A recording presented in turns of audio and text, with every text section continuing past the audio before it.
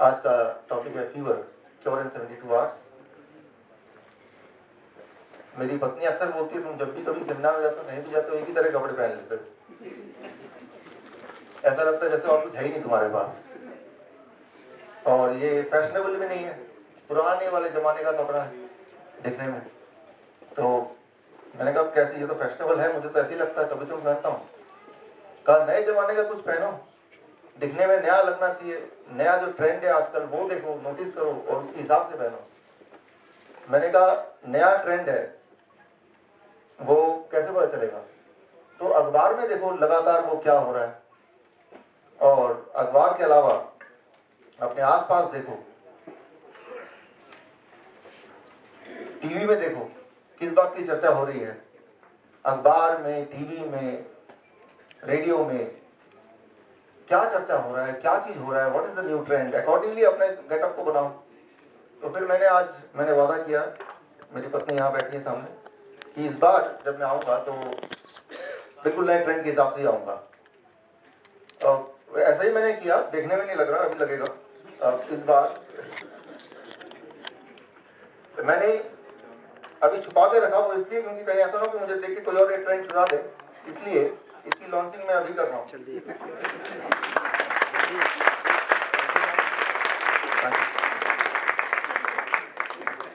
बिल्कुल आज के ट्रेंड के हिसाब से ही मैंने आज का गेटअप बनाया है।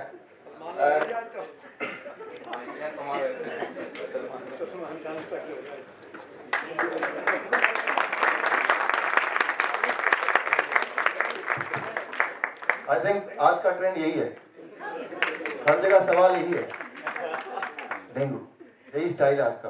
तो शुरू करते हैं। डेंगू से ज्यादा उसका जो डर है, that is what is killing most of the people.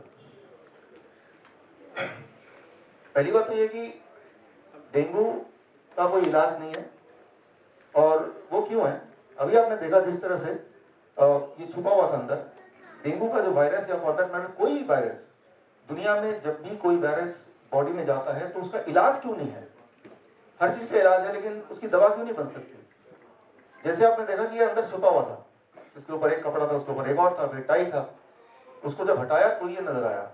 Similarly जब भी कोई वायरस, कोई भी वायरस, वो डेंगू हो सकता है, चिकनगुनिया हो सकता है, जीका हो सकता है, बुरा हो सकता है, H1N1 हो सकता है, H2N1 हो सकता है, कुछ भी हो सकता है, जब वो जाता है, वो वायरस इतना चालाक होता है, वो ब्लड सर्कुलेशन में ना रह के वो सेल्स के अंदर पहला लेयर, दूसरा लेयर, तीसरे लेयर पे वो हाइड करता है। It hides inside the third layer. कोई भी दवा किसी भी पैथोजन या जर्म्स को तब मार सकती है जब वो जर्म ब्लड सर्कुलेशन में हो, क्योंकि दवा तो ब्लड सर्कुलेशन में घूमती ना कि सेल्स के अंदर जाती है। तो क्योंकि दवा सेल्स के अंदर जाती नहीं है और वायरस सेल्स के तीसरे चौथे लेयर के अंदर ही छुपता है, इसीलिए वायरस का कोई दवा हो नहीं सकता। There can not be a medicine for virus. जब वायरस ब्लड सर्कुलेशन में आएगा तभी दवा कुछ कर सकती है। एक तो ये पहला कारण है, it hides inside the cell. दूसरा कारण, इट चेंजेस शेप। तो लगातार शेप बदलती रहती है, कोई भी वायरस है, उसकी कैरेक्टरिस्टिक है, आज वो कोई शेप में, कल वो कोई शेप में। फॉर एग्जाम्पल, आपने एक हाथी को मारने का एक मशीन बनाई, जब तक वो मशीन आपने बना के तैयार किया तब तक हाथी मच्छर में कन्वर्ट हो गया।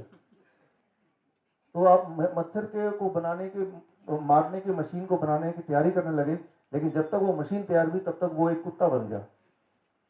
Right, what I mean to say, आपका दुश्मन का अगर आपको आइडेंटिटी पता है, उसका शेप साइज पता है, तभी उसका वेपन या उसका टूल या उसका मेडिसिन कुछ बन सकता है। लेकिन जिसका एक स्थिर शेप ना हो, उसका मेडिसिन कैसे बनाएंगे आप? इसीलिए वायरस का कोई दवा हो नहीं सकता। तीसरी बात, सबसे इंपॉर्टेंट बात, वायरस आर नॉन लिविंग। आप उसी चीज को मार सकते हो जो जिंदा तो हो, जो चीज जिंदा ही नहीं उसको मारेंगे कैसे? Right, so you cannot kill the virus because virus are non living, first of all. And the most important thing is, जैसे ही वायरस किसी सेल के अंदर एंटर करता है तो सेल के मटेरियल को, डीएनए, आरएनए, प्रोटीन को यूज करते हुए वो मल्टीप्लाई करता है। Means outside the body it is non-living, inside the cells of your body it behave like living, means it multiplies। और जब वो मल्टीप्लाई करता है तो वो जो वायरस है वो बाकी सेल्स के अंदर भी अंदर दे एंटर। ऐसे में अगर आप दवा लेंगे तो वो दवा क्या करेगा, जैसे आपने देखा वो टाई, वो दवा एक टाई की तरह है, वो दवा, कोई भी दवा आप लेते हैं, खास तौर पे पेन किलर लेते हैं या फीवर को कम करने के लिए लेते हैं, वो क्या करता है, उस वायरस को सेल्स से बाहर निकलने नहीं देता है, वो अंदर ही वो सेल्स के दरवाजों को बंद करने लगता है, द मेडिसिन। लेकिन उससे क्या होगा कि वायरस सेल्स के अंदर मल्टीप्लाई होता रहेगा और एक टाइम होगा कि वो इतना ज्यादा वायरस सेल्स के अंदर होंगे, सेल्स ही डिस्ट्रॉय होगा and then it will burst inside, that is even more dangerous. So there can not be a medicine for virus, और ना तो कोई क्योर है, और क्योर की बात तो छोड़ ही दीजिए, वायरस को आप डायग्नोज भी नहीं कर सकते। कौन सा वाला वायरस है, डायग्नोज करने का कोई तरीका नहीं है। फॉर एग्जाम्पल डेंगू है, H1N1 है, कोल्ड है, चिकनगुनिया है, जीका है, ये नया आने वाला है इंडिया में, राइट। सो लेकिन अब कैसे डायग्नोस होगा कि ये कौन सा वाला वायरस है? फॉर एग्जाम्पल सारे में आप देखिए प्लेटलेट काउंट लो होता है, यस, डेंगू में भी होता है, H1N1 में भी, कोल्ड में भी होता है, चिकनगुनिया में भी होता है, जीका में भी होता है, बॉडी एक वो भी सब में होता है। अच्छा, लॉस ऑफ एनर्जी सभी में होता है, फीवर सभी में रहता है, कमजोरी सभी में रहता है। सारे वायरल डिजीज का जो सिम्टम्स है वो लगभग लगभग सेम है। इट इज इम्पॉसिबल टू से by looking at the symptom कि आपके अंदर वाला वायरस कौन सा वाला है, इट इज इम्पॉसिबल टू से। तो कैसे डायग्नोस होगा? आप बोलेंगे लैब टेस्ट में डायग्नोस होगा। जो पॉपुलर लैब टेस्ट है उसका जो the most popular lab test, जो first line of lab test है, उसे कहते हैं PCR test, polymerase chain reaction test, virus की आइडेंटिटी जानने का। बट इंटरेस्टिंग बात यह है कि इस टेस्ट के आविष्कारक कैरी मुलस, उनका कहना है कि this test can detect the genetic sequencing of virus but not the virus themselves. ये वायरस की जेनेटिक सीक्वेंसिंग बताता है, ना कि वायरस की आइडेंटिटी बताता है।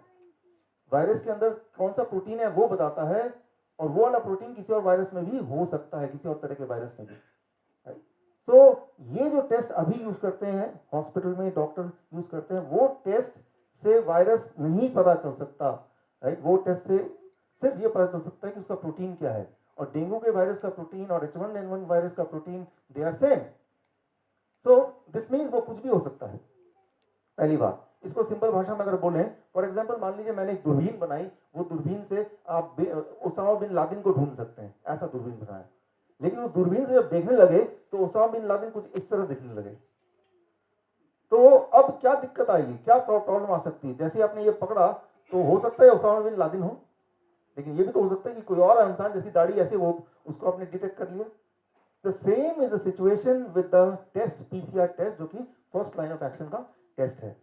So there is no test at all, कोई भी टेस्ट नहीं है। लेकिन अगर आप अभी भी सहमत नहीं है तो मैं लेटेस्ट रिपोर्ट दिखाता हूं, सीडीसी की साथ, CDC centre of disease control, ये गवर्नमेंट ऑफ यूएस का हाईएस्ट अथॉरिटी है, और इन्होंने ठेका लिया हुआ है पूरे दुनिया में जो दवाइयां होंगी या डायग्नोस्टिक होंगे वो कैसे होंगे, वो ठेका इनको मिला हुआ है, ऐसा मान लीजिए। इनका कहना, इसको जरा अगर हम पढ़ें इसको, ये ध्यान से पढ़िए, as with any diagnostic test, while a negative Zika PCR test, Zika की जगह डेंगू डाल दीजिए, H1N1 डाल दीजिए, it is same. PCR test would suggest that an infection has not occurred. A negative Zika test result does not rule out infection with Zika virus. क्या कोई आप में से इसको हिंदी में ट्रांसलेट कर सकता है? इसको हिंदी में ट्रांसलेट किया, अगर नहीं है नेगेटिव, नेगेटिव आता है, नेगेटिव मतलब कि नहीं, इसका मतलब ये नहीं कि वायरस नहीं है, लेकिन इसका मतलब ये भी नहीं कि वायरस है। तो बोलना क्या चाहते हैं आप? इसको ट्रांसलेट करके देखिए व्हाट इट मींस। कि अगर नेगेटिव रिजल्ट है इसका मतलब ये तो ये है कि शायद नहीं है, लेकिन ऐसा नहीं है कि नहीं है, हो भी सकता है या नहीं भी हो सकता है। तो व्हाट इट मींस। लेकिन अगर आप उसको डिटेल रिपोर्ट चाहते हैं, पूरा जो 7 पेज रिपोर्ट है इसका, that file is here, right. तो ये फाइल आप देख सकते हैं। तो पूरा अगर पढ़ेंगे, मैं आ रहा हूं, आपके दिमाग में सवाल आते रहेंगे, keep on writing it, right. तो जीका की जगह आप डेंगू कर लीजिए, यहाँ पे वो ज्यादा आपको समझ आएगा, लेकिन बात एक ही है। तो ये जो सब्जेक्ट है, इसमें आपकी जितनी अंडरस्टैंडिंग है, डॉक्टर की अंडरस्टैंडिंग उससे ज्यादा नहीं है, उतनी ही है। ये एक स्पेशल सब्जेक्ट है वायरस के ऊपर, इसे कहते हैं वीरोलॉजिस्ट। और एक डॉक्टर को वीरोलॉजिस्ट यानी कि वायरस के बारे में उतनी अंडरस्टैंडिंग, उतनी नॉलेज जितनी आपकी हो। इसके लिए स्पेशलिस्ट होते हैं वीरोलॉजिस्ट, उनको थोड़ा ज्यादा नॉलेज है, वो इसी पे काम करते हैं सालों साल। पूरे दुनिया में ऐसे थोड़े से वीरोलॉजिस्ट हैं, उनमें से एक का नाम मैं लूंगा, उनका नाम है लियोनार्ड होरोविट्ज। दुनिया के टॉप 10 वायरस स्पेशलिस्ट जिन्होंने ये किताब लिखी है, बड़ी महंगी किताब, और उनसे मैंने एक बार फ़ोन पे बात किया, एक बार स्काइप पे बात किया, उनसे मैंने पूछा, अपनी कन्फ्यूजन दूर किए। आपको याद है 2009 में H1N1 जब फैला था, तो रिमेंबर, अगर याद नहीं आ रहा तो ये फोटो कुछ याद आ रहा है ऐसे कुछ, जहां भी जाते हैं मास्क लगा के, है ना, और H1N1 हर जगह था। और हालांकि डायग्नोज करने का कोई मेथड नहीं है, और जो मेथड है वो अपने आप में फ्लॉड मेथड है, लेकिन उस वक्त सारे डॉक्टरों की ट्रेनिंग हो गई और डॉक्टरों के पास एक मैजिकल ताकत आ गई, वो फोन पे ही डायग्नोज करने लग गए H1N1। So what I mean to say, बहुत ही स्पेशलाइज्ड बात है वायरस। अभी अभी हमारे ऑफिस में करीब 7-8 लोग डेंगू या चिकनगुनिया ऐसा कुछ हो गया, और वो चले गए डायग्नोस्टिक के लिए। जैसा प्रोटोकॉल होता है कि जैसे आप हॉस्पिटल जाएंगे डायग्नोस कराना पड़ेगा, लेकिन डायग्नोस कराने से होगा क्या?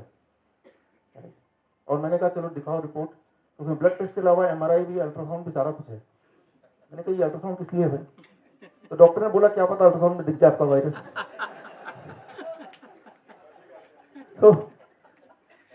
तो ये एक ऐसा सब्जेक्ट है, इसमें आपकी नॉलेज और वो जो डॉक्टर जिसके ऊपर भरोसा कर रहे हैं वो एक जैसा ही है, अलग नहीं है। Your knowledge is not less than their knowledge, और उनका नॉलेज वो जो बोलेंगे वो सही है। तो 1.5 साल पुरानी बात है, जब दोबारा से H1N1 का एक भय फैला। H1N1 फैला कि नहीं वो तो क्वेश्चन मार्क, उसका जब भय फैला, 1.5 साल पुरानी बात है, तब मैं बाहर गया था। भूषण जी हैं आप? भूषण जी, हाँ आप हैं, मैं वो आपके मित्र की बात कर रहा हूँ।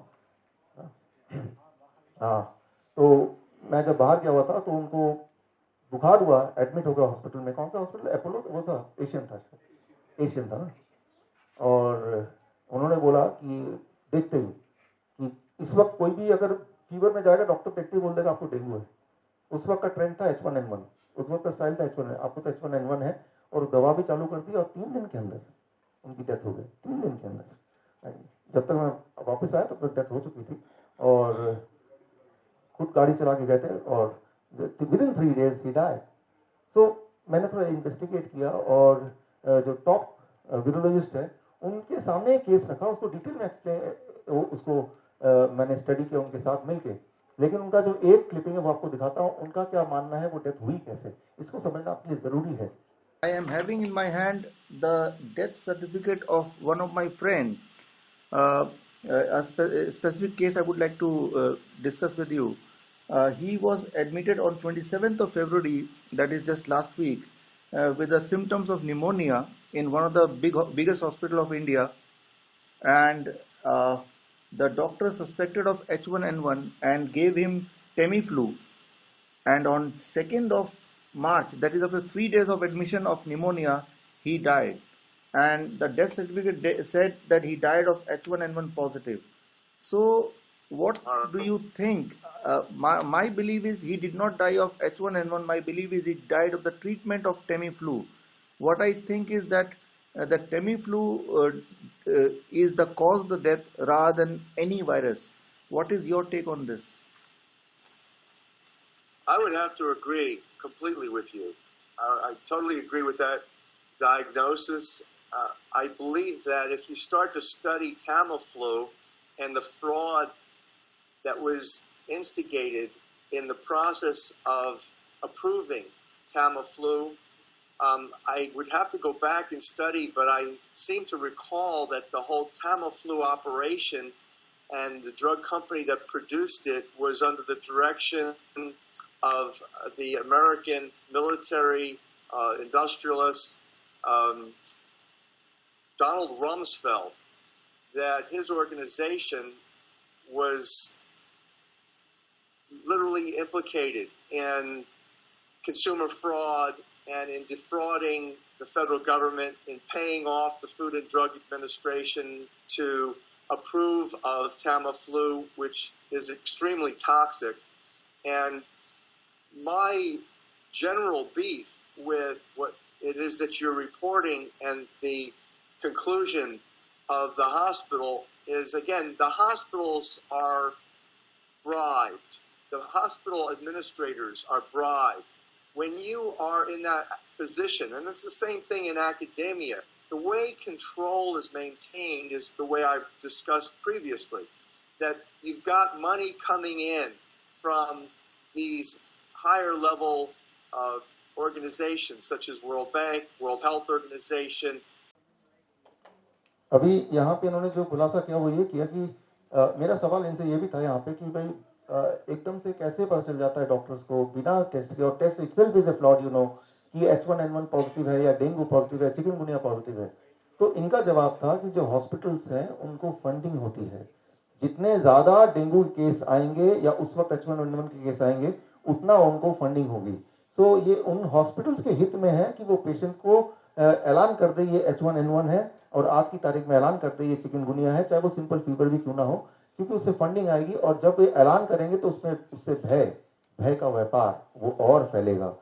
बुखार होना एक नॉर्मल बात है, वो बुखार डेंगू का है या चिकनगुनिया का है या सिंपल फीवर है या वो बुखार मलेरिया का है, ये आप अंदर झांक के देख ही नहीं सकते, जो बोल दिया वो सही है। That is the most important thing. और ये जो टेस्ट है वो टेस्ट के रिपोर्ट कुछ ऐसे होते हैं कि अगर आपको कोई बुखार नहीं है, लेकिन आप एक एक्सपेरिमेंट करके देख सकते हैं, आप अगर 14 बार अगर टेस्ट करते हैं PCR टेस्ट, 14 में से एक बार पॉजिटिव आने के चांसेस पूरे हैं। या 14 लोग अगर आप में से रैंडमली कोई 14 लोग people go for a test, out of 14 1 will be diagnosed as positive, right. और अगर जो नेगेटिव 13 लोग डायग्नोज होंगे तो उनका सेकेंड प्रोटोकॉल है, फिर एक और टेस्ट है, राइट। तो थर्ड प्रोटोकॉल है। कहीं ना कहीं तो इतने सारे जाल बिछे, कहीं ना कहीं तो जब तक पैसे ना खत्म हो जाए और टेस्ट आप करते रहे, आप पॉजिटिव आने के चांसेस 100% ही है फिर, राइट। तो एक पायदान है, दूसरा पायदान, वहां से नहीं ट्रैक हुए तो तीसरा पायदान, करीब ऐसे 4-5 हजार या 10 हजार तक का तो बिल ये डायग्नोसिस का ही है। तो ये एक व्यापार का पूरा एक सिस्टम है। तो मैंने उनसे पूछा वो डायग्नोसिस में एक्चुअली दिखता क्या है, होता क्या है, थोड़ा सिंपल भाषा में समझाएं। तो उन्होंने मुझे समझाया कुछ सिंपल भाषा में। फॉर एग्जाम्पल मैं आपको समझाता हूँ। मान लीजिए, देखिए आप इतनी दूर से आप देख रहे हैं, ये बताइए शेर के पंजे हैं या चीता का पंजा है या लोमड़ी का है या कुत्ते का है, इट डिपेंड्स ऑन जो भी आप बोले, राइट।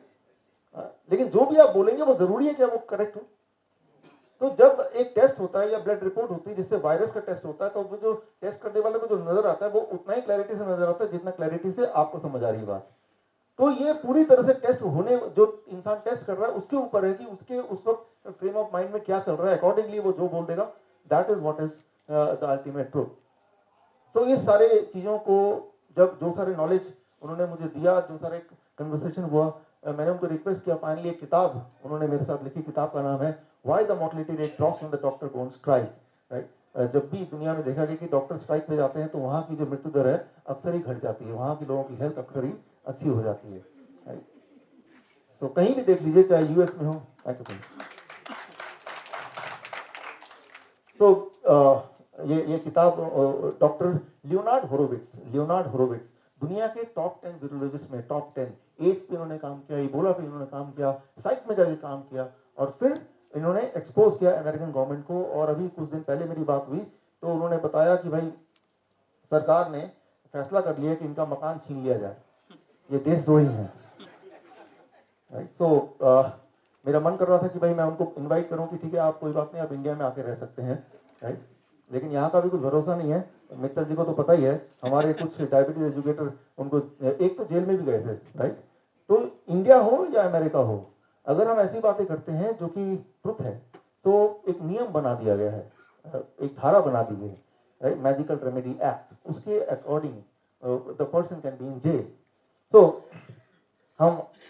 हमें क्या करना होगा, what we have to do right now, 3-step diet to fight the virus in 3 days। पहली बात तो यह है कि वायरस का डायग्नोसिस हो नहीं सकता, और दूसरी बात है कि वायरस का डायग्नोसिस अगर हो भी जाए तो डायग्नोसिस करके करना क्या है जब उसका कोई इलाज नहीं है। फॉर एग्जाम्पल मान लीजिए ओबामा आपके पास आके बोलते हैं कि मुझे बचाओ मुझे बचाओ, क्या हुआ भाई, ISI के 5-6 हजार टेररिस्ट ने हम पे अटैक कर दिया। तो आप बोलेंगे पहले ये बताओ 5,000 है या 6,000, एग्जैक्ट फिगर बताओ, क्या फर्क पड़ता है, चाहे 5,000 हो या 6,000 हो, आप कुछ कर ही नहीं सकते, क्या फर्क पड़ता है, राइट। या तो कुछ कर सकते हैं, फिर तो डायग्नोस करने का, एग्जैक्ट नंबर पूछने का कि मैं क्या प्लानिंग बनाऊंगा, 5,000 है तो मैं ऐसा कुछ कर दूंगा, या 6,000 हो तो मैं वैसा कुछ कर दूंगा, राइट। तो जिस चीज का हम कुछ कर ही नहीं सकते, जिस चीज का कोई दवाई नहीं है, डायग्नोसिस की जरूरत कहां से। So there is no need to diagnose because you cannot do anything about it, right? तो आप कुछ कर ही नहीं सकते, तो डायग्नोस करने का मतलब नहीं है। वो क्या है कि वो चक्कर काटे हैं, कुछ पैसे हैं जो वो भय के व्यापार में जाएगा। उससे क्या होता है कि वो पेशेंट का टाइम पास होता है, टाइम पास होने के साथ साथ मनी पास होता है, उसके साथ टाइम के साथ साथ तो फीवर ठीक होना ही है, right? तो लगता है चलो सब कुछ किया और ठीक हो गया। तो अब आता है 3-step diet to fight the virus in 3 days। तो जब मैंने उनसे बात की होरोविट्ज से, तो उन्होंने एक इंटरेस्टिंग बात बताई मुझे। इमर्जिंग वायरस, ये किताब तो भी पढ़िएगा, लेकिन ये बड़ा ही कॉम्प्लिकेटेड किताब है। उन्होंने इंटरेस्टिंग बात बताई कि इबोला, आपको याद होगा इबोला अफ्रीका में जब फैला था, तो वहां पे जो ट्रुप गया था, डॉक्टर्स गए थे वहां के लोगों को बचाने के लिए यूएस से। वो डॉक्टर्स को जब इबोला हुआ तो वो बच गए, वो नहीं मरे। तो उन्होंने बोला कि वो, मैंने पूछा कैसे नहीं मरे, तो उन्होंने एक स्पेसिफिक डाइट बताई मुझे, जो मैं आज को आपको बताने जा रहा हूँ कि ये that diet was confined and limited to only those doctors. तो वो डॉक्टर चाहे तो वो डाइट उनको भी दे सकते थे, लेकिन उन्होंने अपने आप को बचाने के लिए तो वो डाइट लिया, और लोगों को बचाने के लिए, दुनिया को दिखाने के लिए वैक्सीन या समथिंग एल्स, जो भी चीजें हो सकती हैं, वो स्टैंडर्ड चीजें वो की। बट जब अपनी बारी आई, then they were on a very specific diet which I am going to share with you right now, right? और once you are on this diet, वो वायरस कोई भी वाला वायरस हो, चाहे वो चिकनगुनिया हो, डेंगू हो, H1N1 हो, it will just take 3 days, only 72 hours. तो आज मेरा जो मकसद है, ना केवल ये नॉलेज आप तक पहुंचाने का, ये आपके माध्यम से आपके आसपास के लोगों तक पहुंचाने का। और उसके लिए, ताकि ये नॉलेज ठीक से पहुंचे, एट द एंड मैंने एक कार्ड बनाया है, उसमें जो जो इंपॉर्टेंट बातें हैं वो मैंने उसमें कलरफुली डाल दिया है। तो वो कार्ड लेते हुए जाएं, ताकि आप जब किसी को बताएं तो वो करेक्ट हो, उसमें कुछ गड़बड़ ना हो, कंफ्यूजन ना हो, राइट? नहीं तो आप कंफ्यूज हो जाएंगे, कुछ कितना याद रहेगा, कितना याद नहीं रहेगा, that is the question mark. तो वो ठीक से वो आप आगे डिस्ट्रीब्यूट कर सकते हैं, वो मेल कर सकते हैं, व्हाट्सएप कर सकते हैं, so that the people आपके near and dear हैं, they get cured and they are more comfortable than what they are doing। अभी तो confused है, right? वो डाइट को समझने के लिए आपको मेरे 4 सवालों के जवाब देने हैं। पहला सवाल, which is the correct, Vicks की गोली लो मच्छर दूर भगाओ या किचकिच दूर करो? पहला है, दूसरा? अच्छा, दूसरा वाला ठीक है, अच्छा इसलिए ठीक है, किचकिच दूर करो। बचपन से सुनते आए हैं, किचकिच या कफ एंड कोल्ड, इसके बारे में सच्चाई ये है कि अगर आप दवा लेंगे तो 1 हफ्ते में ठीक हो जाएंगे, और दवा नहीं लेंगे तो 7 दिन में ठीक हो जाएंगे। Right? So what I mean to say here is, whether you take medicine or not, दवा लेंगे तो 1 हफ्ते में ही ठीक हो जाएंगे, और दवा नहीं लेंगे तो 7 दिन लगेंगे ठीक होने में। तो ये है कि जब हम बीमार पड़ते हैं तो हमारा दिमाग को हमें एंगेज करना होता है, कहीं ना कहीं लगाना होगा ना। तो डॉक्टर पास जाए, लाइन में खड़े हो, केमिस्ट शॉप में खड़े हो, छुट्टी दे रहे हैं, तो वो दिमाग, ध्यान जो है वो बीमारी से हट गया, और बॉडी तो फाइट कर रही है, 7 दिन में ठीक होना ही है, उसमें कुछ भी बेच डालो, राइट? जो बेचना है बेच डालो। तो डॉक्टर यही करते, वो जो 7 दिन है वो फियर फैक्टर है, उसमें सारा बिजनेस हो गया। चलिए, पहला क्वेश्चन, दूसरे, ये पहला आपने सही जवाब दिया। Now I am coming to the second question. देखते हैं, what is the common between Salman Khan and Asaram Bapu? I am sure you will not be able to answer this question. चलिए, इसका आंसर मैं ही दे देता हूं। Trigeminal neuralgia. अच्छा, इसको मैं एक्सप्लेन करता हूं, व्हाट इज ट्राइजेमिनल न्यूरल्जिया। ये एक ऐसी बीमारी है जिसमें यहाँ पे ऐसा दर्द होता है कि मानो कि कोई चाकू भोग रहा हो या इलेक्ट्रिक का शॉक लग रहा हो। ये तो हुई एक बात, लेकिन इंटरेस्टिंगली अगर कोई स्कैन करता है, एमआरआई करता है, या उसमें नर्व में कहीं पे भी कोई डैमेज या किसी तरह से वो दिखता ही नहीं है, लेकिन दर्द होता है। That is called trigeminal neuralgia. आपको याद होगा बचपन में जब हमें स्कूल में जाना नहीं होता था, घर में ही रहना होता था, तो बहाना मारते थे पेट में दर्द हो गया, तो इस बहाने से स्कूल से छुट्टी मिल जाती थी। लेकिन पेट में दर्द है कि तो दवा भी खानी पड़ेगी। लेकिन ये एक ऐसी बीमारी है कि कोर्ट से बचने के लिए कोई भी बोल सकता है, राइट? क्योंकि बीमारी का डायग्नोसिस सिर्फ ये है कि वो पेशेंट बोलेगा, उसी को मानना पड़ेगा, there is no other diagnosis. और बीमारी का कोई इलाज भी नहीं है, क्योंकि डायग्नोसिस ही नहीं है। सो सेफली कभी अगर ऐसा हुआ कोर्ट या जेल से बचना है, याद कर लीजिए, ट्राइजेमिनल न्यूरल्जिया, ये याद कर लीजिए, मुझे ट्राइजेमिनल न्यूरल्जिया है, राइट? तो ये प्रावधान है कि किसी ने अगर बोल दिया ट्राइजेमिनल न्यूरल्जिया, तो मानना पड़ेगा, वो पेशेंट है, उसको हॉस्पिटल ले जाना पड़ेगा, ना कि कोर्ट या जेल। राइट। देखिए एक नॉलेज तो मिल गया आपको कम से कम। चलिए मेरा तीसरा सवाल, अब दर्द की बात आई तो दर्द से जुड़ा हुआ तीसरा सवाल, व्हाट इट एक्चुअली मीन्स, मर्द को दर्द नहीं होता, इसका मतलब क्या है? मर्द को वाकई में दर्द नहीं होता, पहला। दूसरा, मर्द को दर्द तो होता है लेकिन वो किसी से बताता नहीं है। ए या बी, विच इज राइट? ए या बी? बी, मतलब दर्द होता है लेकिन बताता नहीं है। चलिए, लेकिन इसका कनेक्शन क्या आज के वो 3 डेज का डाइट का वायरस से क्या कनेक्शन है आगे पता चल जाएगा। चलिए उससे पहले coming to the fourth question, viral fever हो तो ठीक होने के लिए कहाँ जाएं? पहला, हॉस्पिटल में जाएं। दूसरा, मंदिर में जाएं। तीसरा, वॉशरूम में जाएं। चलिए इसके जवाब को मैं आगे दूंगा टाइम आने पे। अब शुरू से शुरू करते हैं। वायरस कैसे आता है, क्या करता है और हमें क्या करना है? देखिए इस वक्त हम बातचीत कर रहे हैं, आप मुंह खोल रहे हैं, बंद कर रहे हैं, सांस ले रहे हैं। So in this atmosphere thousands and thousands of suspended particles are there, जो हमारी आंखों से हम देख नहीं सकते, उसको रिकॉग्नाइज नहीं कर सकते। अब देखिए यहाँ पे लाइट पड़ रही है, अगर लाइट पे यहाँ पे बिल्कुल झांकेंगे तो यहाँ पे सस्पेंडेड पार्टिकल दिखाई देंगे। Getting the point, right? So those are the particle जो वैसे नहीं दिखाई दे रहे हैं, बट वो है, एग्जिस्ट करते हैं दुनिया में, and there are thousands of different kind of them. Most of them are harmless, वो कुछ भी नहीं करेगा, right? We can not avoid that, वो नाक के अंदर जाएंगे, बाहर आएंगे, बट वो हार्मलेस हैं, they can not do anything. Some of them are useful, वो फायदा करेंगे, right? And some of them are harmful as well, वो हार्मफुल भी हैं, वो इसको लगा दो, हटा दो, वो हार्मफुल है, सम ऑफ देम आर हार्मफुल। उनमें से कुछ वायरस हो सकता है, वो वायरस कुछ भी हो, उसका नाम कुछ भी दे दें आप। वो वाले वायरस जब जाते हैं बॉडी में, नाक से, मुंह से, कैसे भी करके, या फिर मच्छरों से कैसे भी करके, when they enter the body, वो बॉडी में कुछ करते हैं और हमारे ब्रेन को पता चल जाता है कि हमारे बॉडी में एक दुश्मन आ गया है, अब उसको भगाओ। हमारा brain is tuned to help you, to protect you, your health, and so that you are able to live a healthy long life. तो ब्रेन के पास कुछ वेपन्स हैं, टूल्स हैं, जिस टूल से वो वायरस को इनफेक्टिव करके, उसको वीक करके बॉडी से निकाल सकता है। वो टूल बॉडी के पास है, वो टूल ब्रेन के पास है।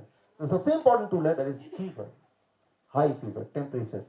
एक इंपॉर्टेंट बात है कि जब टेम्परेचर बढ़ जाता है, ज्यादा टेम्परेचर पे वायरस इनफेक्टिव हो जाता है, वो एक्टिव नहीं रह सकता है, वो मल्टीप्लाई नहीं हो सकता है, और उसके बाद हमारा बॉडी उसको बॉडी से बाहर थ्रो कर सकता है, हमारा ब्रेन, दैट्स द मैकेनिज्म। लेकिन जब हाई टेम्परेचर होता है तो क्या होता है कि हमें डिस्कम्फर्ट भी लगता है, ऑफकोर्स हमें खाने पीने का मन नहीं करता, काम करने का मन नहीं करता। So it is called disease, disease. Disease का मतलब इलनेस नहीं है, disease, I am not at ease, I am not comfortable, right? So I am disease means I am not easy, it is not easy, it is not comfortable, that's all. लेकिन वो हमें as a human we are not, right, much accustomed to living in disease, हमें comfortable चाहिए। तो एकदम से वो doctor याद आता है कि भाई मुझे बीमार पड़ गया, मैं क्या करूं, तो मेरे पास आ जाओ, मैं कुछ करता हूँ, और वो जैसी दवा देते हैं एकदम से टेम्परेचर डाउन हो जाता है, फोर्सफुली डाउन होता है, तो ब्रेन एज्यूम करता है कि वायरस चला गया होगा, राइट? जबकि वो मेडिसिन कैसे काम करता है, come to it, but the temperature goes down and the brain assume that the virus is gone और द बैक्टीरिया इज गॉन और द जर्म इज गॉन।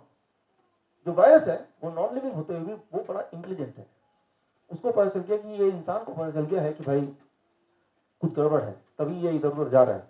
तो virus remains inactive for some time, 2-3 महीना, right? और virus बल्कि शुक्रगुजार है उस doctor का, डॉक्टर ने उस इंसान को बचाया, वायरस को बचा लिया। वो तो ब्रेन तो मारने वाला था ना अभी टेम्परेचर, तो वायरस बोलता है थैंक यू डॉक्टर, आपने मुझे बचा लिया। लेकिन एट द सेम टाइम वो अलर्ट होकर शांत बैठ जाता, चुपचाप, 1-2 महीना, 3 महीना, 4 महीना, राइट? लेकिन फिर अपनी हरकत में दोबारा आना ही है, that's why he is inside the body. After all कोई भी क्रिएचर इस दुनिया में उसका एक उसका मकसद होता है मल्टीप्लाई करना। ह्यूमन है, एनिमल्स हैं, बर्ड्स हैं, ट्रीज हैं, टू मल्टीप्लाई, राइट? ताकि उसकी आबादी बढ़े, और that is the ultimate aim, goal of anything which is being existing in this world, even the non living viruses.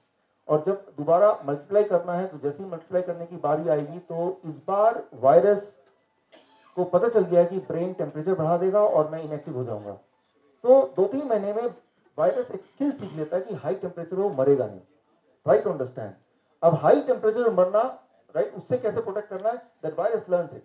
यानी कि अब ब्रेन के पास ये वाला टूल नहीं है, लेकिन ब्रेन के पास कुछ और वेपन्स हैं। एक वेपन है कफ एंड कोल्ड, राइट? तो बहुत ज्यादा जुकाम, आपने गौर किया होगा, दवा लिया, फीवर ठीक हो गया, लेकिन 1-2 महीने बाद जुकाम आ गया। Those are connected things which you will not able to understand कि दोनों में कनेक्शन है, लेकिन वही वाला वायरस था, लेकिन अब उसने रूप चेंज कर लिया, स्टेट चेंज कर लिया। मैंने बताया था a virus can change the state many times, right? तो अब जब कफ हुआ, कोल्ड हुआ, again it is a disease. क्या करेंगे आप? वो वही डॉक्टर फ्रेंड, राइट? डॉक्टर साहब देखिए बार बार कफ आ रहा है, कोल्ड आ रहा है, डोंट वरी, कोई भी चीज बाहर नहीं आनी चाहिए, सब अंदर रहना चाहिए, ऐसा इंतजाम मैं कर दूंगा, राइट? तो ऑफकोर्स ऐसा इंतजाम किया कि कोई भी चीज बाहर ना आए, वो कफ जो है, जो गंदगी है, वो अंदर ही रहना चाहिए। एंड व्हाट हैपेंस, वो दवा लिया, वो कफ अंदर है, and that is like a swimming pool for the germs, right? Germs ने एक बार और डॉक्टर ने बचा लिया, और साथ में स्विमिंग पूल भी दे दिया गिफ्ट में, राइट? सो उस स्विमिंग पूल में वो जर्म्स थोड़ी और फूलेंगे, बट इंटेलिजेंट जर्म्स हैं ब्रेन को धोखा देने के लिए कि दोबारा ये कफ एंड कोल्ड ब्रेन कर देगा, तो पहले मैं ये सीख लूं कि कफ एंड कोल्ड से बचा कैसे जाए। ये बात याद रखिए कि that is called vaccination, that is called immunity. जैसे हमारी इम्यूनिटी है, वो वायरस की भी इम्यूनिटी है। वो virus will learn the skill how to protect from fever and then how to protect from the cough as well. उससे भी मैं पकड़ाना चाहूँ, लेकिन उसको मल्टीप्लाई करना जो उसका मेन ऑब्जेक्टिव था, वो तो है ही। तो जब उसने अपने आप को इक्विप कर लिया, कोल्ड से या कफ से मैं बाहर नहीं जाऊंगा, तैयार कर लिया, और दोबारा से हरकत में आ गया, he started multiplying and damaging the body. अब ब्रेन को पता चल गया कि वो वायरस है या कोई ना कोई वायरस है। लेकिन ब्रेन के पास कुछ वेपन्स और भी हैं, उनमें से एक है लूज मोशन या vomiting, right? It is not a illness, it is disease, discomfort, right? लेकिन जैसे लूज मोशन हुआ, it is not comfortable, it is not fashionable. जरा सोचिए, अभी लूज मोशन हो, भाई साहब रुकिए, मैं जरा लूज मोशन से आता हूँ, फिर तब तक फिर शुरू कीजिए, कितना अजीब लगेगा, राइट? तो अच्छा नहीं लगेगा। तो भाई वो फिर बोलेगा डॉक्टर भाई मैं अभी सेमिनार में जाऊंगा, और अगर लूज मोशन होगा तो मैं I will miss something, right? बार बार कौन जाएगा टॉयलेट में, ये अच्छी बात नहीं है। डोंट वरी, कोई भी चीज बाहर नहीं आनी, सब अंदर रहना चाहिए। तो एक बार फिर से उसने ऐसा दवाई दे दिया कि इट इज फोर्स्ड, तो लूज मोशन बंद हो गया। आप बोले डॉक्टर आपने क्या कमाल कर दिया, राइट? लेकिन ट्राई टू अंडरस्टैंड, मान लीजिए आप यहाँ ड्राइव करके आ रहे हैं और वहां पे रेड लाइट, जो पेट्रोल का लाइट ब्लिंक कर रहा है, व्हाट इट मींस कि पेट्रोल अभी कम है, तो क्या करना होगा? आपको घुमा के पेट्रोल पंप पे लेके जाना होगा, that's what you have to do, right? लेकिन आपके सामने डॉक्टर बैठा हुआ है, डॉक्टर बोला डॉक्टर साहब देखिए ये ब्लिंक कर रहा है, बड़ी मुसीबत है यार, अभी ठीक करता हूँ, कैंची जाके वो तार काट दी जिससे वो ब्लिंक करता है। अरे यार आप तो कितने अच्छे कमाल, अब देखो कोई प्रॉब्लम ही नहीं। So try to understand the warning. It was a warning only. Warning should not be confused as an illness, right? जो warning है उसको illness नहीं समझना चाहिए, वो disease है। It is not an illness, it is not a disease, it is disease only, right? So यहाँ पे हो क्या रहा है कि बार बार ब्रेन अपने वेपन्स को एक करके खत्म कर रहा है, right? And as it is, right, using one by one weapons, the virus is becoming stronger and more influenced. उसको पता चल गया कि अब इसका जो पैंतरा है ब्रेन का, ये एक और टूल है लूज मोशन वाला। अब इट लर्न अ स्किल, ताकि नेक्स्ट टाइम लूज मोशन अगर होगा भी, राइट, ब्रेन ने इनिशिएट किया भी, तो virus can protect itself, right? So every time you are giving, making the virus stronger by taking that medication, right? So ये vomiting है, ये लूज मोशन है, ये फीवर है, ये कोल्ड है, these are not illness, these are the protective mechanisms of the brain and you should not interfere with it, right? सवाल दिमाग में आता है टेम्परेचर बहुत ज्यादा बढ़ गया तो, सारा टेम्परेचर में तो बॉडी के सारे सेल्स भी मर जाते हैं, you will die, तब क्या करें? उसका जवाब आने वाला है, डोंट वरी, टेम्परेचर नहीं बढ़ेगा, बढ़ नहीं सकता, थोड़ा तो बढ़ेगा लेकिन डेंजरसली नहीं बढ़ेगा, उसका इंतजाम हो जाएगा, राइट? लेकिन मैं ये बोलना चाह रहा हूँ फिलहाल तो कि ये बीमारियां नहीं है, let's not confuse it as a disease, it is just a discomfort, it is just a protection. For example, मान लीजिए आपका घर में, राइट, प्रोटेक्शन के लिए आप कुछ रखते हैं वेपन्स, राइट, ताकि कोई चोर आ जाए या कोई डाकू आ जाए तो कुछ उसका सामना करें। और जब ऐसा होता है सिचुएशन, तो क्या तब आप खाना बना रहे होते तो क्या करते हैं? खाना बनाना छोड़ देते हैं थोड़ी देर के लिए, जो भी काम करते हैं priority is protecting yourself. Similarly जब भी ऐसा बॉडी में इन्वेड करता है कोई वायरस, तो बॉडी क्या करती है? बाकी सारी चीजें सस्पेंड कर देती है। फॉर एग्जाम्पल खाना डाइजेस्ट करना, खाना खाना, भूख लगना, ताकि सारी ताकत लगे उस वायरस या उस जर्म को किल करने में। But that itself is discomfort. जब भी आपको कोई बुखार होता है, क्या क्या लगता है? कि खूब सारा खाना खाऊं, या लगता है कुछ खाना ना खाऊं? क्या लगता है कि सबसे बातें करूं, दोस्ती करूं, टीवी देखूं, फेवरेट प्रोग्राम देखूं, या लगता है कोई डिस्टर्ब ना करो भाई, I want to lie down? Because brain ने ऐसे केमिकल रिलीज किए ताकि आपको कुछ करने का मन नहीं करे, ताकि brain and body should focus on killing that enemy. dis-ease. Brain is giving you dis-ease and we should respect that dis-ease, right? तो अब मान लीजिए पेन की बात करते हैं, दर्द की बात करते हैं, हेडेक की बात है, स्टमक की बात है, जॉइंट पेन की बात है, तो तुरंत हम एक पेन किलर ले लेते हैं. Let's try to understand what it is. मान लीजिए मैं यहाँ से चल रहा हूँ और सामने नीचे कील है और the moment I step on the की नेल, क्या हुआ? एकदम से पेन आएगा and I will fall back, right? But try to understand कि जो पेन था वो उस इंजरी की वजह से नहीं है. ब्रेन मुझे बताना चाहता है, बिकॉज भगवान ने आंखें पैर के नीचे दी नहीं है, मुझे पता नहीं चलेगा. Brain want to tell you, immediate मेरा अटेंशन लगाना चाहता है, देखो भाई यहाँ पे आपने इंजर कर दिया, stop and pay attention to this, इसको पहले ठीक करो फिर आगे बढ़ो. तो इंस्टेंटली मुझे पेन देगा. Try to understand, pain is not because of the injury. दर्द जो होता है वो किसी इंजरी की वजह से नहीं होता. ब्रेन चाहता है कि आप उस पर ध्यान दें, इसीलिए that's how it is, right? That is. लेकिन कुछ दुनिया में लोग होते हैं जिनको पेन नहीं होता, मर्द को दर्द नहीं होता, उसके अलावा भी कुछ लोग ऐसे हैं, राइट? उसके बारे में मैं आपको बताता हूँ. मान लो हेडेक होता है, अचानक आपने पेन किलर ले लिया, हेडेक इज गॉन. लेकिन वो पेन किलर ने हेडेक गायब कैसे किया? हमारे पूरे बॉडी में सिग्नलिंग सिस्टम है जिसके थ्रू ब्रेन सिग्नल पास करता है. ब्रेन को हिंदी या इंग्लिश आती नहीं है, उसका जो लैंग्वेज है that is by giving some signal like pain, ताकि आपको अलर्ट कर दें. तो जब आप पेन किलर लेते हैं तो वो जो सिग्नलिंग सिस्टम है ब्रेन का वो स्विच ऑफ हो जाता है and that is what is called pain killer. लेकिन बार बार अगर सिग्नलिंग सिस्टम ब्रेन का स्विच ऑफ हो जाएगा, एक टाइम आएगा कि जब आपको पेन होना बंद हो जाएगा, वो दर्द नहीं होता, तो आप भी वो मर्द वही वाले बन जाएंगे, दर्द ही नहीं हो रहा. फॉर एग्जाम्पल जो डायबिटीज के पेशेंट होते हैं एडवांस वाले, उनका आपने कई बार ध्यान दिया होगा कि जब वो चलते हैं तो अगर कोई कील चुभ जाए तो उनको नहीं पता चलेगा, राइट? और वो इंजर होता रहेगा बिकॉज ब्रेन ने पेन सिग्नल देना बंद कर दिया है.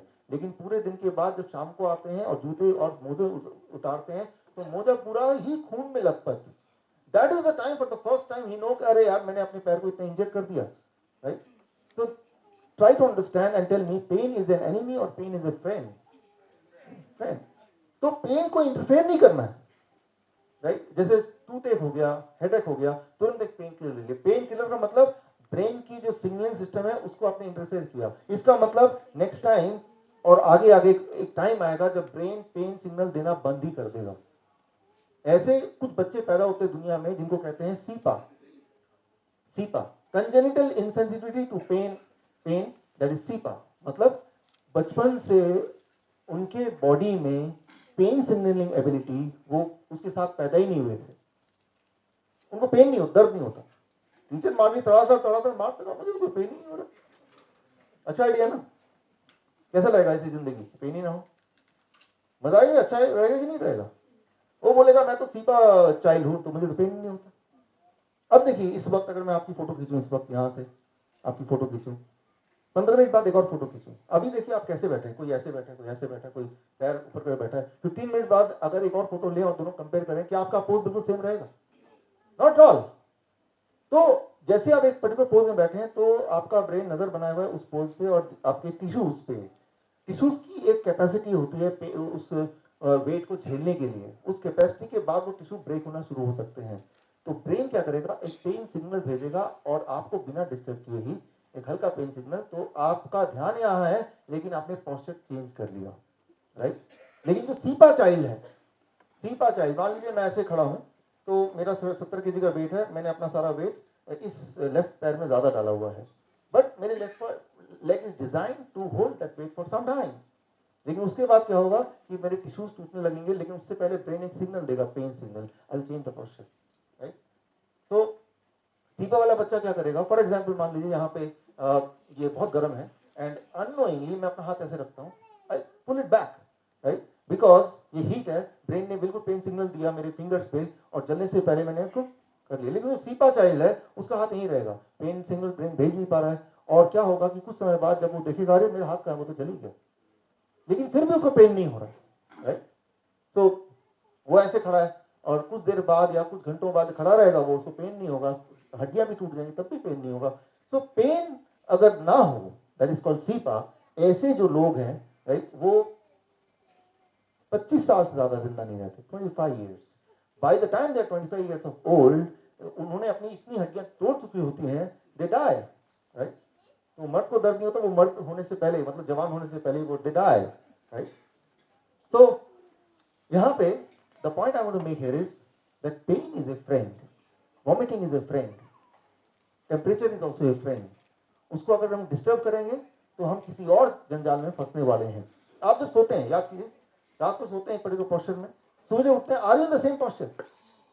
Many time you change the posture, isn't it, right?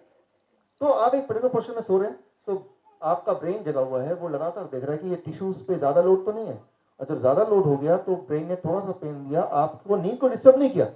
Brain ने ऐसा नहीं कहा भाई साहब उठिए उठिए अब पोस्चर चेंज कीजिए, right?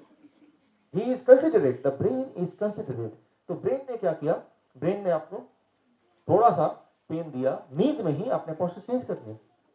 Now imagine the cepa child, वो क्या करेगा? Right? Cepa child what they will do, they will be sleeping the same. तो सुबह जब उठेगा तो एक आध हड्डियां उसकी टूटी मिलेंगी. So try to understand the importance of pain. Never try to interfere with the pain. And pain is never because of the injury. It is because the brain wants that you attend to that particular problem. Right? So, मैं आपको example देके बताता हूँ इसको. 1944 या 49 में 1944, right? सो Italy में जो वर्ल्ड वॉर में अमेरिकन सोल्जर को घेर लिया जर्मनी में, और करीब 40,000 सोल्जर्स इंजर्ड हो गए, 7,000 मारे गए. उस वक्त वहां पे डॉक्टर थे, डॉक्टर हेरी बीचर. उन्होंने सोल्जर से पूछा कि आप जब जो जख्मी हो गए, पैर कट गए, उड़ गए बॉम्ब से, हाथ उड़ गए, बुलेट लग गया, उन सबसे पूछा क्या आपको दर्द है, क्या दर्द के लिए कुछ चाहिए? 70% का जवाब था दर्द नहीं है. तो ट्राई टू अंडरस्टैंड, पेन जो होता है ना, वो दर्द किसी इंजरी से इनके लिए नहीं होता. और उस वक्त जब भी कोई सोल्जर्स अगर जब लड़ाई के मैदान में होते हैं, तब बुलेट लग जाए, पैर भी उखड़ जाए, उसको दर्द नहीं होता उस वक्त, बिकॉज ब्रेन जानता है अगर मैं पेन दूंगा तो इसका ध्यान वो दुश्मन से हटके सीधा पेन पे जाएगा and he will be killed, right? So brain chose कि भाई थोड़ी देर बाद जब ये सेफ जोन पे आ जाएगा तब मैं पेन दूंगा, ताकि वो वाला पैर जो इंजर्ड है वो और हिलाए डुलाए ना. एक इजरायली वॉर में एक इजरायली सोल्जर, एक महिला, उनका पैर पड़ा माइन पे और ब्लास्ट कर दिया, पूरा पैर उखड़ गया. जोर जोर से चिल्लाने लगी. फिर डॉक्टर की टीम आई, क्या आपको दर्द है, कुछ चाहिए? कहा नहीं नहीं, तुम चिल्ला क्यों रहे हैं, अब मुझसे शादी कौन करेगा? So try to understand the pain is not because of the injury.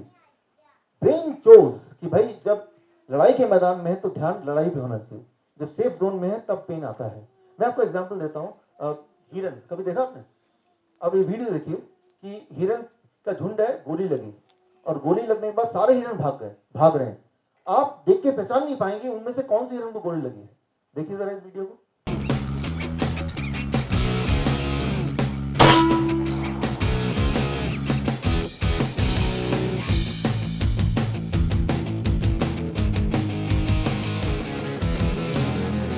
So it took this big doe with the XP Badger. काफी समय बाद उनमें से एक हिरन दूर कहीं जाके पड़ा मिलेगा. That is how you will understand कि इस वाले हिरन को गोली लगी थी. क्योंकि जब गोली लगी उस वक्त अगर ब्रेन पेन इनिशिएट कर देगा तो उसका ध्यान पेन पे चला जाएगा, तो अपने आप को बचाएगा कैसे? So try to understand the pain is not the result of the injury, it is the brain's protective ability. Brain decide करता है कब दर्द देना है, चूज करता है. For example, 1981, 30th March, Ronald Reagan, कौन है रोनाल्ड रीगन? American president. उनको गोली लगी, राइट? वो देखिए गोली लगने वाला scene. It doesn't make much sense, Henry. He puts you here and then he runs around with a big gun.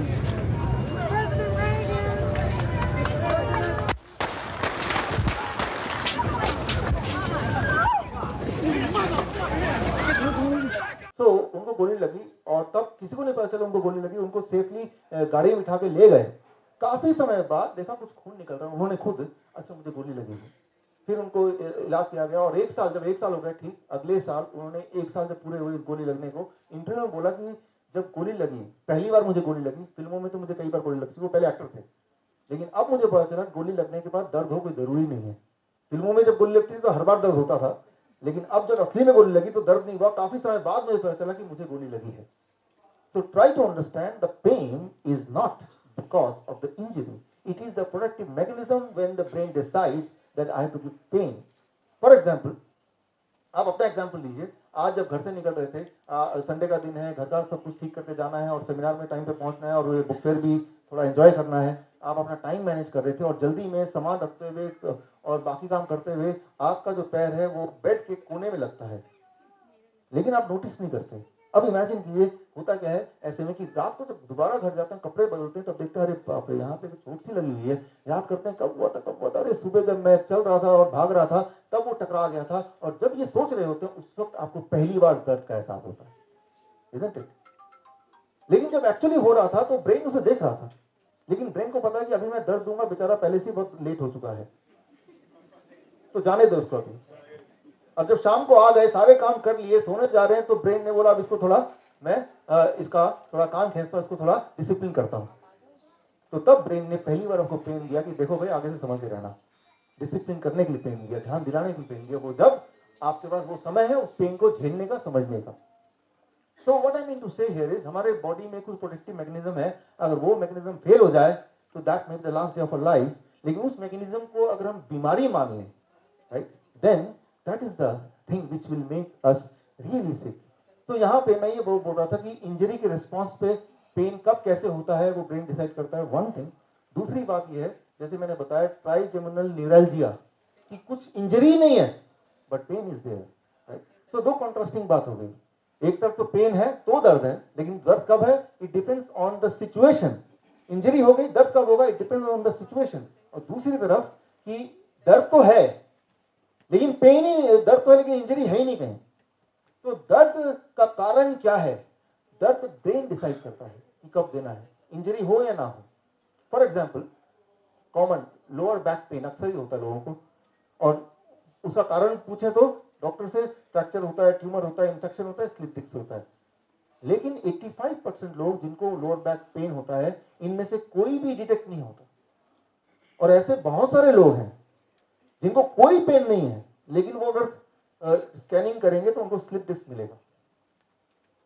अब क्या है कि जब कोई लोअर बैक पेन में गया तो डॉक्टर की रिस्पॉन्सिबिलिटी बन जाती है कि इनमें से किसी ना किसी एक में तो डालना ही उस आदमी को, और फिर उसको इलाज चालू कर देना है। और वो जिंदगी भर इलाज चलता है और जिंदगी भर वो ठीक ही नहीं होता कभी। सो पेन मे और may not have a physical connection, right. It may be because of blocked emotion.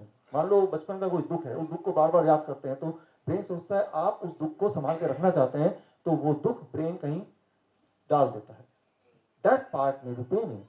जब तक उस इमोशन को हम स्विच ऑफ नहीं कर देंगे, ब्लॉक नहीं कर देंगे, तब तक वो पेन आता रहेगा। लेकिन हम ढूंढते हैं जो कारण, वो इन्हीं में से किसी को ढूंढते हैं, उस डॉक्टर को बोलते हैं, डॉक्टर को वो पेन के बारे में उतना ही पता है जितना आपको पता है। उनको पेन क्या होता है, उसका साइंस क्या होता है, उसका आर्ट्स क्या होता है, वो वाला टॉपिक है ही नहीं। उनको बता दिया यही चार होते हैं, तो इन चारों में आपका पेन ढूंढ के ही रहेगा कौन सा रीजन है, राइट, वो ढूंढ के ही रहेगा। आप ऐसा कीजिए, आपको पेन नहीं है, आपको पता है, लेकिन डॉक्टर बोलिए बहुत पेन है, बहुत पेन है। फिर देखिए वो डॉक्टर क्या करता है, चारों में से एक कारण निकालता है कि नहीं, कम से कम एक कारण निकाल के देगा, जब तक चैन से नहीं बैठेगा वो, राइट। मैं एग्जांपल दे रहा हूँ, बाईपास सर्जरी आने से पहले जब लोगों को एंजाइना पेन होता था, हार्ट का पेन, राइट, एंजाइना पेन, तो तब एक सर्जरी थी। उस सर्जरी में क्या होता था कि थोड़ा सा कट मारा और अंदर जो आर्टरीज है उसको थोड़ा हिलाया डुलाया, इस उम्मीद से कि अगर कोई चीज ब्लॉकेज होगी तो हिलने डुलने से वो ब्लॉकेज हट उठ जाएगा, तो ठीक ही हो जाएगा। और वो सर्जरी बड़ी पॉपुलर हुई और हमेशा देखा गया उस सर्जरी के बाद लोगों का पेन कम भी हो गया। अब हार्वर्ड में एंड यूनिवर्सिटी ऑफ पेनिसिल्वेनिया, इन दोनों यूनिवर्सिटी में अलग अलग डॉक्टरों की टीम ने अलग अलग ढंग से एक्सपेरिमेंट किया। उन्होंने FDA से परमिशन ली, which now they will not give, unethical permission, कि हम दो तरह के मरीज हैं, दोनों का एंजाइना पेन है, एक ग्रुप ऑफ मरीज को वही वाला आर्टरी हिलाने वाला हम सर्जरी करेंगे, दूसरे मरीज को सर्जरी तो नहीं करेंगे, ऊपर से कट लगा देंगे कि आपकी सर्जरी हो चुकी है। और इंटरेस्टिंगली दोनों ग्रुप में सभी को रिलीफ मिला, सभी को आराम मिला और कई महीनों तक आराम रहा। तो व्हाट आई मीन टू से, इट इज ऑल एक्सपेक्टेशन। आपका ब्रेन ये देखता है आप उम्मीद क्या करते हैं। अभी हमारा डायबिटीज, वर्चुअल डायबिटीज टूवर्ड्स चल रहा है हमारा, राइट, 3 दिन वाला, और करीब 9 देशों से हमारे पास पार्टिसिपेंट्स हैं। जब पार्टिसिपेंट्स को पता चला कि यहाँ पे बहुत डेंगू हो रहा है, तो 3-4 पार्टिसिपेंट को तो बुखार आ गया। तो मतलब ये कि योर ब्रेन एक्सपेक्ट्स, राइट, देखता है सराउंडिंग कि आप क्या एक्सपेक्ट करते हैं अपने आप से। ब्रेन की रिस्पॉन्सिबिलिटी जो आप एक्सपेक्ट करते हैं, ब्रेन वो आपको डाल देगा, राइट। तो जैसे आप देख रहे हैं हर जगह डेंगू लिखा हुआ है, ये डेंगू है, चिकनगुनिया है, वो होर्डिंग में भी, अखबार में भी और टीवी में भी। तो ये एक्सपेक्ट मुझे बुखार होना चाहिए अभी। तो brain is a servant, brain को पालन करना उसका इसकी रिस्पॉन्सिबिलिटी है, राइट।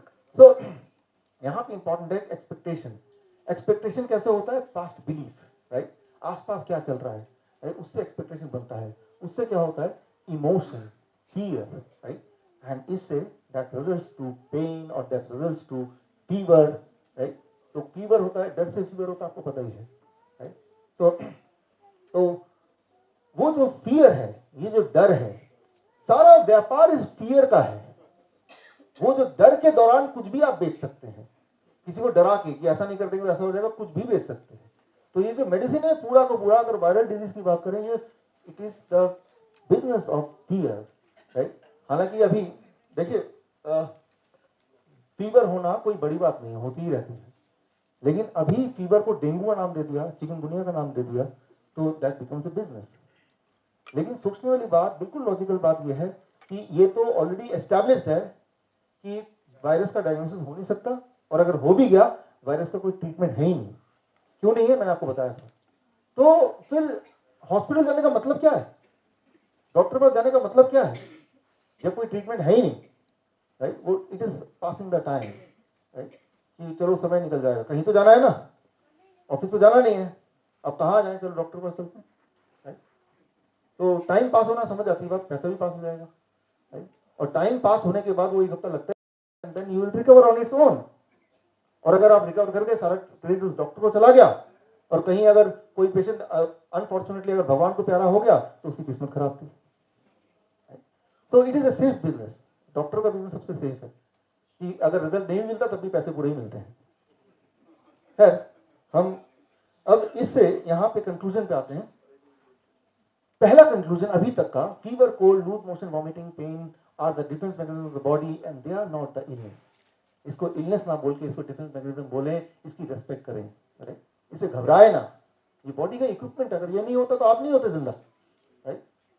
दूसरी बात, नो डायग्नोस्टिक टेस्ट और मेडिसिन फॉर वायरस। कोई डायग्नोस्टिक टेस्ट है ही नहीं और कोई दवा भी नहीं है। तो कोई मतलब ही नहीं है कि आप अगर कुछ ऐसा हो गया तो डॉक्टर के पास जाए, हॉस्पिटल के पास जाए, राइट। कोई मतलब नहीं। वो उनके पास जाना उतना ही ज्यादा रिलायबल रहेगा जितना कि किसी मंदिर में जाना, उतना ही रिलायबल, या किसी चिड़ियाघर में जाना। चिड़ियाघर चले जाए तब भी जितना पॉसिबिलिटी ठीक होने की उतनी पॉसिबिलिटी है जब हॉस्पिटल चले जाए, बल्कि ज्यादा है। क्योंकि अगर हॉस्पिटल जाएंगे तो और इन्फेक्शन है, उनसे भी इन्फेक्शन लगेगा जो आपके पास था ही नहीं। और चिड़ियाघर जाएंगे, आपका मनोरंजन हो जाएगा, आपका दिल अच्छा फील करेगा, you will get cure quickly. तो अगली बार कोई अगर बोलता मुझे डेंगू हो गया, आप बोलिए चिड़ियाघर जाइए, ठीक हो जाएंगे।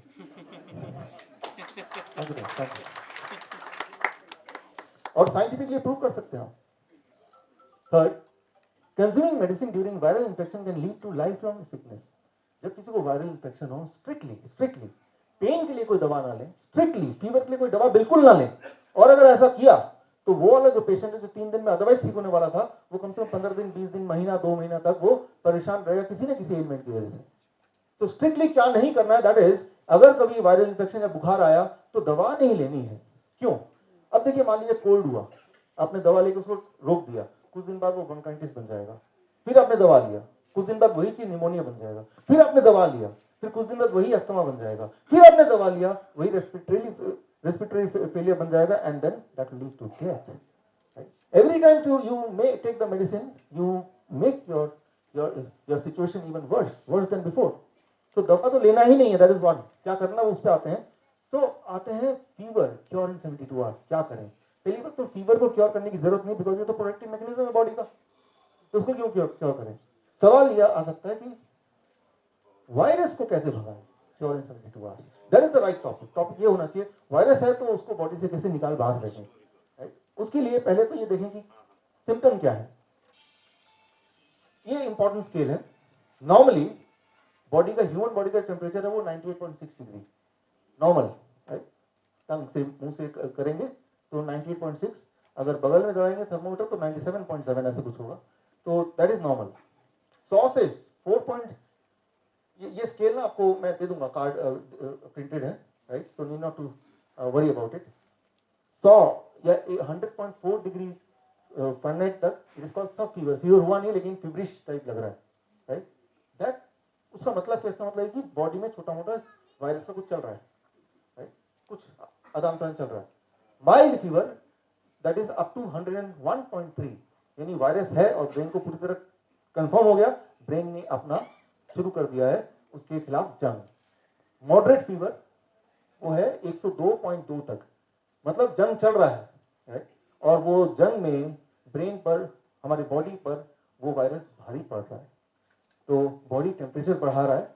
और उसके बाद होता है स्ट्रॉन्ग फीवर, जो 104 डिग्री तक होता है। स्ट्रॉन्ग मतलब अब ब्रेन ने तय कर लिया कि अपना आखिरी दांव लगा दें, इसको पूरी तरह से हरा दें, that is strong fever. Severe fever होता है 105.8, राइट, जहां पे वो इंसान की अपनी इम्यूनिटी अदरवाइज भी बड़ी कमजोर थी, राइट, तो यहां पे जंग थोड़ा लंबा चल गया। देन डेंजरस फीवर होता है 105.8, इससे आगे वाकई में डेंजरस है। यहां पे यू शुड डू समथिंग ताकि फीवर कम हो, से ज्यादा ना बढ़े। उसके लिए क्या करना है, I will come to it. Fatal fever और लाइफ थ्रेटनिंग फीवर इज 107.6 से ज्यादा।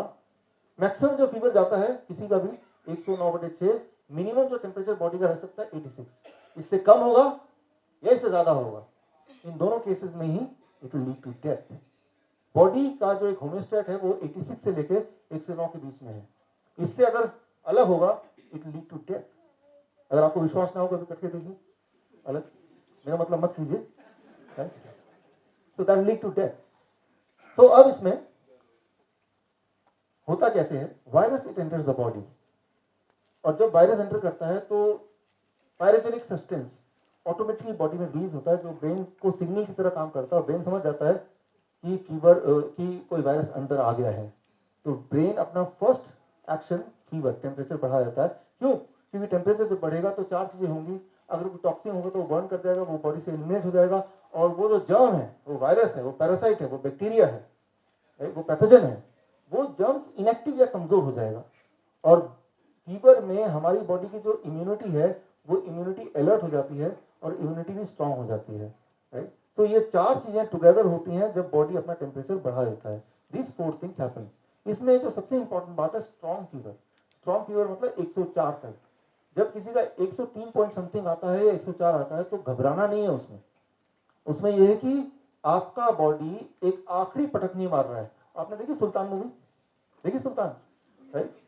तो सुल्तान में इमेजिन कीजिए कि वो सुल्तान है, वो बॉडी का टेम्परेचर है, वो ब्रेन है, और दूसरा वाला मैं आपको वीडियो दिखाता हूँ, राइट, कि कई बार वायरस भारी पड़ता है कई सारे कारण से, तब ब्रेन अपना आखिरी दाव लगाता है।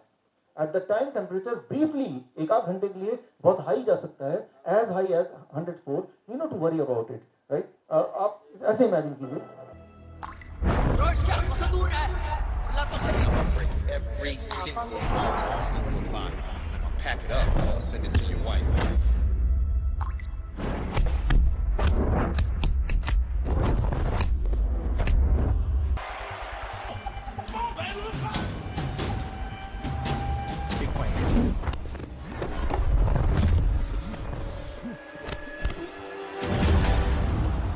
ये सुल्तान का दाव है, वो फाइटर अब दोबारा नहीं उठेगा। अब यहाँ पे देखिए वो जो आखिरी दाव लगाया है, राइट, वो दाव जब लगता है 104 डिग्री तो हम क्या करते हैं, उसको उससे डर घबरा के फटाफट हम उसको कोई दवा दे देते हैं। वो कुछ ऐसा ही होगा कि सुल्तान आखिरी दाव लगाने वाला था तो हमने क्या किया, उसे हाथ पैर बांध दिए, राइट, राइट। तो लेकिन तो करना क्या है, what we have to do. तो अगली बार जब 103 या 104 के करीब आएगा, याद कीजिए मेरा ब्रेन आज सुल्तान बन गया है, राइट, तो आपको बुरा नहीं लगेगा, आप अपने कॉन्फिडेंस में रहेंगे और आप देखेंगे it is a matter of few hours. वो जो कुछ एक घंटे होते हैं, 1 या 2 घंटा, that is the main important thing. उस वक्त आप क्या कर रहे हैं। सो क्या करना है, कोल्ड कंप्रेस अगर 103 से ऊपर जाता है, and 3 step diet. Cold compress क्या होता है, बड़ा सिंपल है। एक इतना बड़ा टॉवल लीजिए और उसके 4 टुकड़े कर दीजिए, छोटे छोटे, 1 फीट बाई 1 फीट के 4 टुकड़े, 1 फीट बाई 1 फीट के ऐसे टॉवल ले लीजिए, और एक बड़ा सा 2 बाल्टी ले लीजिए, और एक बाल्टी में बर्फ वाला पानी और एक बाल्टी खाली। वो चारों टुकड़ों को आप पानी में डालिए, राइट, तो ठंडा पानी उसमें आ जाएगा पूरा, राइट, और उसको निचोड़ के, बहुत ज्यादा भी निचोड़ना नहीं है, एक को तो सिर पे रखिए और बाकी 2 को ये काफ में। काफ में ज्यादा ब्लड वेसल्स हैं, ब्लड क्रॉस हो रहा है, तो वो ब्लड क्रॉस हो रहा है तो वो ठंडा करने का काम करेगा काफ में, दोनों काफ में अपने पट्टी लगा दी है। हर 3-3 मिनट बाद वो चौथा वाले को फिर इस पे लगाइए, फिर एक और फ्री हो गया, उसको फिर ठंडे में लगाइए। Means every 3 minutes you have to recycle it, right. तो आप देखेंगे टेम्परेचर थोड़ा कंट्रोल में रहेगा, हाई रहेगा 102 103, लेकिन और हाई नहीं होगा। मतलब आप लड़ने का मौका दे रहे हैं। इट्स लाइक आपने देखा सुल्तान में वो चीयर अप कर रहे थे सुल्तान को, it's like cheering up, it's like cheering up the body कि हम साथ में हैं। At the same time productive zone भी है, राइट, बिल्कुल नहीं घटाना, एट द सेम टाइम इतना बढ़े ना उसके लिए। पर अब आता है 3 step diet, cold compress plus 3 step diet. Massive dose of vitamin C, उसको क्या करना है, massive dose of vitamin C. ये जो मिला है मुझे, एक तो होरोविट्ज जिन्होंने बताया, फिर मैंने अपना कुछ रिसर्च किया, तो कुछ मेडिकल जर्नल्स कम से कम 100 से ज़्यादा, उनमें से ये 4 बड़े मुझे इंपॉर्टेंट लगे, इंटरेस्टिंग लगे, तो इसका रेफरेंस मैंने यहाँ लिख दिया है। आप चाहे तो मैं पूरा मेल कर सकता हूँ जर्नल की रिपोर्ट्स। तो इस रिपोर्ट के अनुसार ऐसे पेशेंट्स को massive dose of vitamin C देना चाहिए। What is massive dose of vitamin C? ये डिपेंड करता है पेशेंट के बॉडी वेट के according. So it is called 3 step diet. पहला दिन liquid diet, day 2 fluid and day 3 solid diet. Liquid diet क्या है? Weight in KG by 10, glass of मौसमी जूस। मान लीजिए कोई 60 केजी का आदमी है, तो 60 बाई 10 कितना होता है? 6 ग्लासेस ऑफ मौसमी जूस और 6 ग्लासेस ऑफ कोकोनट वाटर, कितना हुआ? 12। तो यानी कि 12 घंटे में, हर घंटे में 1 ग्लास मौसमी जूस, अगले घंटे में कोकोनट वाटर, मौसमी जूस कोकोनट वाटर, राइट। तो एक तो ये। दूसरा, इसमें कई बार कुछ लोग बोलते हैं कि मुझे कोकोनट वाटर नहीं मिल रहा इसी जगह पे, तो मौसमी जूस। कोई बोल रहे हैं मौसमी जूस नहीं मिल रहा, तो कोकोनट वाटर भी 12 ग्लास कर सकते हैं, राइट, हर घंटे। ये कोकोनट वाटर बड़ा ही कमाल करता है। आप इसको देखेंगे तो हैरान हो जाएंगे, जब किसी पेशेंट को देंगे जो इस तरह के फीवर से गुजर रहा है, एक ही दिन में फीवर गायब हो जाएगा, राइट, बट नेचुरली, मतलब बॉडी ने फाइट ऑफ कर दिया। It is full of natural mineral water. सबसे खास मिनरल वाटर भगवान ने बनाया है बॉडी को इंस्टेंटली ताकत देने का, और mineral helps the body to fight with that virus. So total 12 हो गया। उस 12 में मौसमी रखना है, कितना कोकोनट रखना है, सारे कोकोनट रखने हैं, सारे मौसमी रखना है, वो फ्लेक्सिबिलिटी आपके पास है, डिपेंडिंग ऑन कि क्या आपको मिलता है, डिपेंडिंग ऑन कौन सा पेशेंट को ज्यादा अच्छा लग रहा है, किसमें कंफर्ट महसूस कर रहे हैं, ये सारे फैक्टर पे डिपेंड करता है। बट टोटल 12 होना चाहिए अगर 60 केजी का इंसान है, और ऐसा हर घंटे उसके धीरे धीरे धीरे चुस्की ले लेके, कटकना नहीं है, चाय की तरह पीना है, शराब पीते ना धीरे धीरे, उस तरह से पीना है। डे 1, तो डे 1 जिस दिन आपको लगा ऐसा कुछ है, तो डे 1 उसको डे 1 डाइट। डे 2 डाइट इसको फ्लूइड डाइट। इसमें देखिए वो 60 केजी का है, तो बाई 20 कितना हुआ? 3, और बाई 20 कितना हुआ? 3, तो टोटल कितना हो गया? 6 हो गया, तो 6 ग्लास, यानी कि आधा हो गया वो तो। Plus weight in KG, that is 60 into 5, कितना हो गया? 300 ग्राम्स ऑफ ये फ्लूइड। टोमेटो एंड कुकुम्बर उसके अंदर देखिए फ्लूइड टाइप होता है, पूरा सॉलिड नहीं है। That is the most important thing, right. तो आपको ये बोलना है कि टोमेटो कुकुम्बर 300 ग्राम पूरे दिन भर में उसके पेट में जाना चाहिए। वो धीरे धीरे ले सकते हैं, एक बार में ले सकते हैं, जैसा मर्जी, बट ओवरऑल वो 60 केजी के आदमी के लिए 6 ग्लास और 300 ग्राम, 300 में से 150 ये और 150 ये, या फिर इसका रेशियो अपने हिसाब से डिसाइड कर लें, अपने टेस्ट के अकॉर्डिंग या अवेलेबिलिटी के अकॉर्डिंग। पूरे दिन भर में ये सारा खाना स्प्रेड करना है, यानी कि सुबह उठा मैंने 6 ग्लास पी लिया, मेरा काम खत्म, पूरे दिन में स्प्रेड करना है, राइट। तब असर ज्यादा आएगा, धीरे धीरे पीना है, तब असर ज्यादा आएगा। Day 2 diet, day 3 diet, solid diet. Breakfast अब वो 30 कर दिया, 60 केजी का आदमी है, तो कितने ग्लास हो गए total? 2 + 2 4 glasses. Breakfast is 4 glass of liquid. इसमें 2 ग्लास है मौसमी जूस या ऑरेंज जूस या पाइनएप्पल जूस। मौसमी नहीं मिल रहा तो पाइनएप्पल मिलेगा, पाइनएप्पल नहीं मिल रहा तो ऑरेंज मिलेगा, नहीं मिलेगा तो कोकोनट मिलेगा। टोटल 4 ग्लास तो ब्रेकफास्ट में खत्म करने हैं। 12 बजे से पहले lunch is the fluid lunch, that is वही वाला 300 ग्राम जो अभी डे 2 में था। And dinner normal home cook food, ये बड़ा इंपॉर्टेंट है, वही रोटी दाल चावल सब्जी। अच्छा ये क्यों? क्योंकि जब ये खाएंगे तो ब्रेन को एहसास दे रहा है भाई सब कुछ ठीक है, तो घबराओ मत। तो ब्रेन बोलेगा मेरे साथ कुछ अजीब हो रहा है, बॉडी में कुछ अजीब चीज आ रही है, इसका मतलब इमरजेंसी जोन है। तो ये ब्रेन को, उस पेशेंट को एहसास दिलाएगा, उसके ब्रेन को बोलेगा एवरीथिंग इज ओके। और उस वक्त तक, ये तीसरे दिन की बात है, the patient will be actually okay. Right. और तब पेशेंट का मन करेगा, खुद ही बोलेगा कि मुझे रोटी खाना है, मुझे चावल खाना है, मुझे दाल खाना है, मुझे सब्जी खाना है, मुझे राजमा खाना है, छोले भटूरे मतलब खाना है या पकौड़े खाने हैं, तो समझ लीजिए पेशेंट ठीक हो चुका है आपको, तो वो दे देना उसको, right. So if you do this, it takes just 3 days, maximum 3 days. It takes just 72 hours, right? So अब आपके पास ये है कि आप देखिए कहीं कुछ मिल जाए, कोई बुखार वाला आदमी, तो बस वो तो गया एक्सपेरिमेंट करने को आपके पास गिनी पिग मिल गया, right? और कई सारे लोग जिन्होंने बताया क्योंकि घर में कोई ना कोई अभी बुखार है, तो आप तो बस अब पहुंचे घर और शुरू कर दें, बल्कि फोन पे भी आप शुरू कर सकते हैं ताकि तैयारी हो जाए। तो अब यहाँ पे the most important thing is Don't ever go to the hospital, right? That is the first thing. कई बार लोग पूछते हैं अगर कुछ हो गया तो, अगर कुछ हो गया, अगर पेशेंट मर गया तो, मर नहीं सकते डेंगू के वायरस से। डेंगू का वायरस आता कैसे बॉडी में, बताइए कैसे आता है, बॉडी तक कैसे पहुंचता है, मच्छर से आता है। तो डेंगू के वायरस से जब वो मच्छर नहीं मर सकता तो आप कैसे मरेंगे?